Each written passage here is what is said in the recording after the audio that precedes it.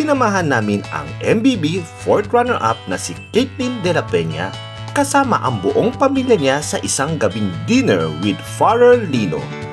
Ito kasi ang naging premyo niya sa kanyang nakuhang award sa nakaraang Munting Binibini Barcelona 2024 Coronation Night, ang Best in Ball Gown. Pinuntahan namin ang isang sikat na Japanese restaurant dito sa Barcelona na pwedeng umorder ng anumang pagkaing unlimited, basta yung kaya mo lang ubusin ha. Dahil ayon sa mga waiter, may additional na bayad ang mga pagkaing in-order mo na kapag hindi mo ito inubos. Kaya dapat sakto lang. At sa wakas, dumating na ang pagkaing in-order ni Caitlyn. Siyempre, di mawawala dito ang sushi, tempura, yakisoba, at marami pang iba.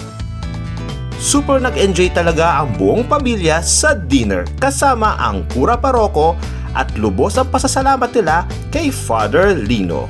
Gracias, Father Lino, por darnos el sushi y está muy bueno el sushi. Gracias.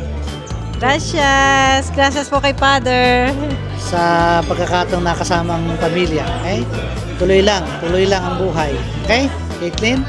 Bye-bye. God bless. Binibining Barcelona, sige kumaway lang ng may tuwa. Lapin mo at dalhin mo kutangi ka, kumikinang sa iyong ganda.